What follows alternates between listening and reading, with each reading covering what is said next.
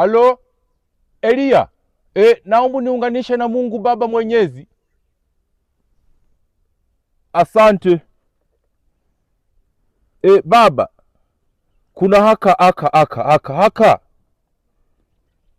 si ndo kanako tangaza eti mtu ana pepo la kisukari. Watu hawalali kabisa, si wanajichoma asubuhi mchana na jioni, asubuhi mchana na jioni, hafu wanaweweseka hivi, wanaweweseka. Mimi kazi umeshanipatia. Mtu akileta tu pepo kwenye kliniki ya kimungu, tutamfundisha kauna effective dati pale Misigaro na pale Tip Top pale ulipotutuma pale Manzese Dar es Salaam. Wote ambao tunawafundisha utu wameshatupa vidonge, wameshasahau. Msalimie Musa.